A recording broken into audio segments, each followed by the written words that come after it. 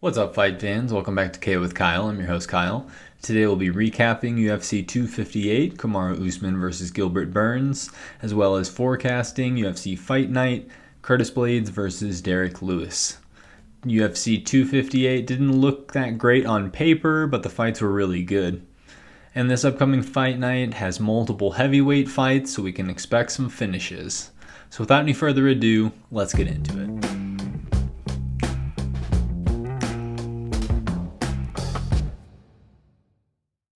Starting off the early prelims for UFC 258, we had a welterweight Gabe Green versus Phil Rowe. It was back and forth with Green landing heavier shots and landing some low leg kicks. Rowe had some ground control and was on top for much of round 3. The fight went the distance and the judges scored a unanimous decision win for Gabe Green. Next, at a catchweight of 140 pounds, we had Andre Ewell versus Chris Gutierrez. As expected, we saw lots of low leg kicks from Gutierrez. Ewell was hurt at the end of round 1. In round 3, Gutierrez unloaded with shots and kept going after the legs, both legs of Ewell. The fight went the distance and the judges scored it a unanimous decision win for Chris Gutierrez. Next at strawweight, we had Polyana Viana versus Mallory Martin. Viana pulled guard, and while on the bottom, she attempted a triangle choke, but then switched it to an armbar to finish the fight by submission. Next at welterweight, we had Belal Muhammad versus Diego Lima. Belal was pressuring round 1 and throughout the fight. He pushed Lima up against the cage. Lima was landing low leg kicks. The fight went the distance, and the judges scored it a unanimous decision win for Belal Muhammad. The featured prelim fight was at middleweight, Rodolfo Vieira versus Anthony Hernandez. Rodolfo grappled early and got it to the mat, attempting multiple submissions. Hernandez fought his way through, and then Rodolfo was totally gassed out at the end of round 1. An elbow from Hernandez cut Rodolfo's eyebrow. Then Hernandez locked in an arm-in guillotine choke, and the jiu-jitsu master Vieira tapped. Starting off the pay-per-view main card, we had at middleweight, Maki Pitolo versus Julian Marquez. Pitolo's wrestling was surprisingly effective all 3 rounds. Marquez was seemingly down 2 rounds when, in round 3, Pitolo got really close to a submission win with 3 minutes remaining. Marquez escaped, and then with 45 seconds remaining, locked in an anaconda choke to win the fight by submission. Next at featherweight, we had Brian Kelleher versus Ricky Simone. Simone got a takedown early and landed an elbow, which cut Kelleher's eyebrow badly early into the fight. Simone got multiple takedowns throughout the fight, but Kelleher was landing some nice front kicks to the face. The fight went the distance, and all 3 judges scored it 30-27 for the winner by unanimous decision, Ricky Simone. Next at middleweight, we had Kelvin Gastelum versus Ian Heinisch. Gastelum secured multiple takedowns, breaking his previous record for takedowns in one fight. Heinisch was landing more in round 3, but the fight went the distance, and the judges scored it a unanimous decision win for Kelvin Gastelum. In our co-main event at women's flyweight, we had Macy Barber versus Alexa Grasso.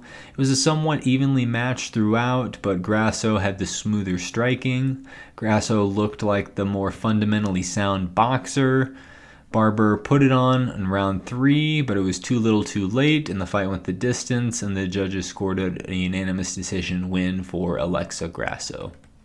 In our main event for the welterweight championship, we had the champion Kamaru Usman versus former training partner Gilbert Burns.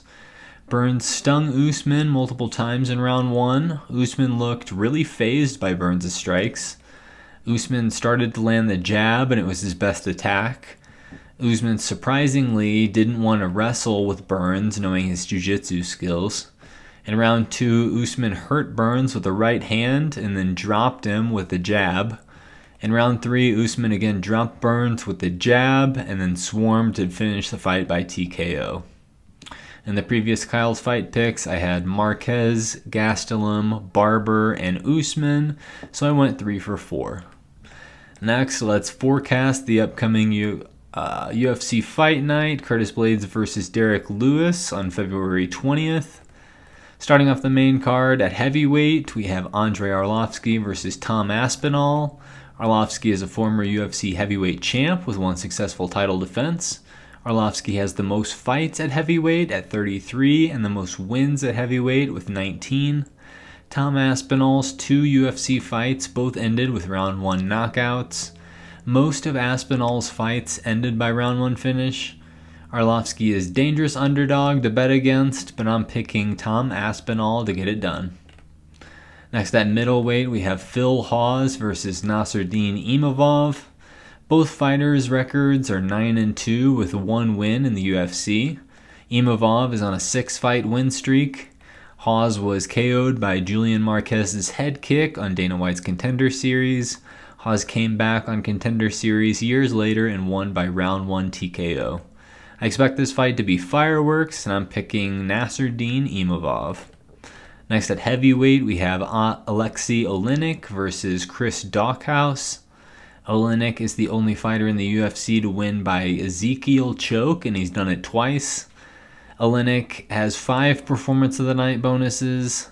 Daukaus is 10-3 professionally and has 2 first-round finishes in his 2 UFC fights. Oleinik has 2 wins and 3 losses in his last 5 fights. I see it ending by Daukaus KO or by Oleinik submission. I'm picking the slight favorite, Chris Daukaus. Next at featherweight, we have Charles Hossa versus Derrick Minner. Hossa has 4 wins and 4 losses in his 8 UFC fights. Minner has 1 win and 1 loss in his 2 UFC fights. Hossa has 3 Fight of the Night bonuses and 1 Performance of the Night bonus. Minner has lost to submission multiple times before entering the UFC. I'm picking the slight favorite, Charles Hossa. In our co-main event at women's bantamweight, we have Ketlin Vieira versus Yana Kunitskaya. Vieira is a Brazilian Jiu-Jitsu black belt and a black belt in Judo. Vieira is the number 6 ranked women's bantamweight, and Kunitskaya is the number 7 ranked women's bantamweight. Kunitskaya is a good striker with a lot of wins by TKO in her early career. I think this fight will be close, but I'm picking Ketlin Vieira. In our main event at heavyweight, we have the number 2 ranked Curtis Blaydes versus the number 4 ranked Derrick Lewis.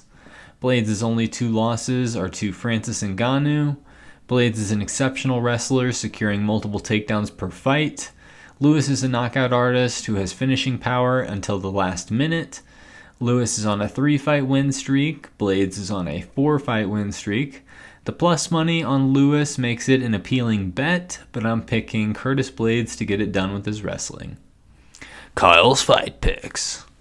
In Kyle's Fight Picks, I have Tom Aspinall, Nasruddin Imavov, Chris Daukaus, Charles Hossa, Ketlin Vieira, and Curtis Blaydes. Next episode will be a recap of Blaydes Lewis and a forecast of UFC Fight Night, Jairzinho Rozenstruik versus Cyril Gane. So please subscribe so you never miss out on our timely content. And until next time, fight fans, peace.